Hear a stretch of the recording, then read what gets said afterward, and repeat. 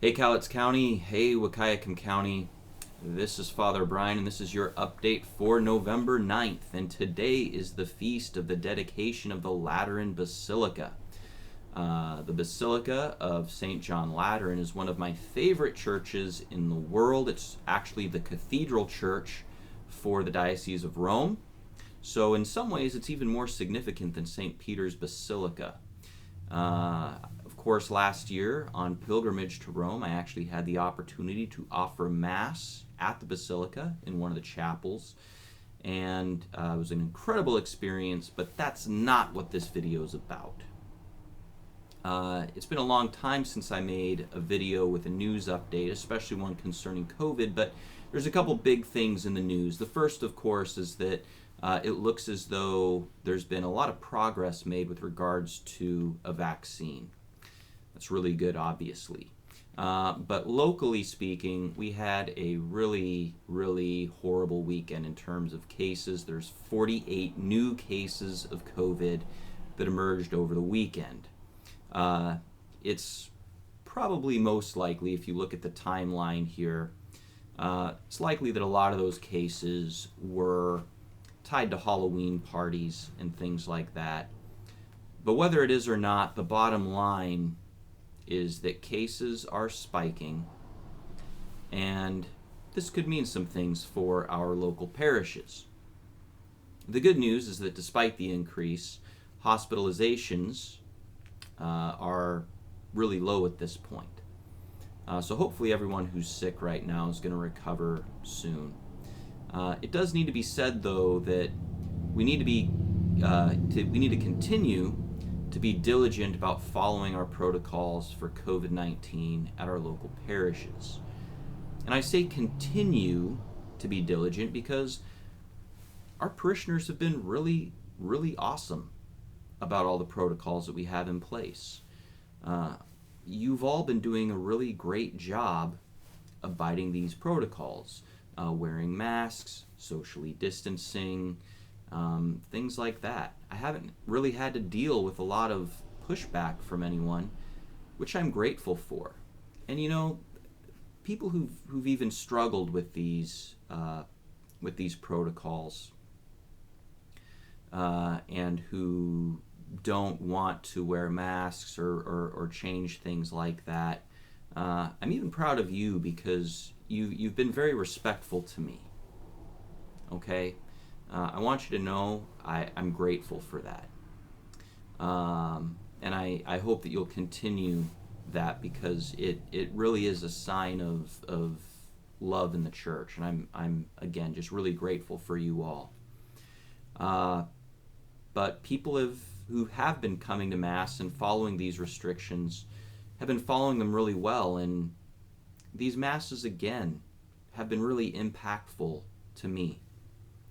Okay, I know that maybe they're not as moving to some people, but for me, they've been really moving. I'm just really in awe of people's faith, and it's for me, this has been a time where my faith has grown, and my love for the church has grown. But the Masses have been impactful, and to my knowledge, there have been no incidences of transmitting the virus from one person to another. And one big reason for that, and I want to acknowledge this, is that people are doing a really good job of monitoring their health and staying home if they have symptoms. So thanks to everyone who's been doing that, because it's really important. It's one of the most important things that you can do. Despite the increase of cases, I'm still very convinced that we can gather for Mass safely. But we all need to be diligent and to continue to do our part, and I know that you will. Now, switching gears to a different topic, I want to give everyone a heads up on another news story that's going to be hitting the news in the next couple of days, starting with November 10th and moving on through the rest of the week. Perhaps even longer.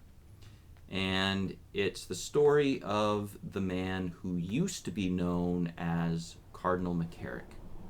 Of course, now he's not known as he doesn't have any title because he's been completely removed from the clerical state. But specifically, this report, it's not going to be about any new incidences of abuse. They might be new to you, but they're not new to people who've really been following the story.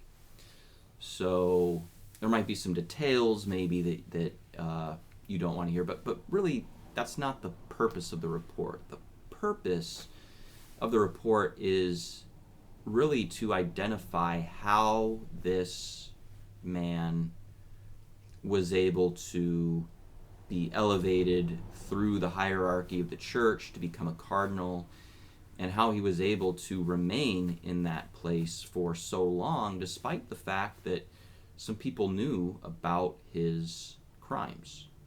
All right, that's really the bulk of this report. And it's going to be difficult to hear some of these things, but the truth sets us free, and we have to remember that. It's better to know these things and to face the reality of them than to hide from them, because if we don't know about these things, then we can't improve on ourselves as a church. We can't do anything about these issues if we don't know exactly what's gone on and how they happen. So yeah, it's going to be another rough day, but I think we'll get through it again, and I think we'll be better than we were before in many ways. I don't have anything to say other than that right now, because of course the report hasn't been released yet, but I do plan to read the report when it comes out, and I'll be sharing my thoughts over the coming days, weeks, and months in some capacity. I'm going to try to do so slowly, not share my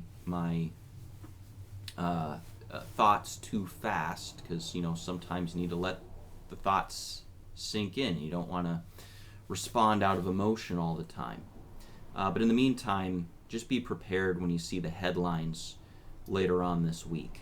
Okay, I know that a lot of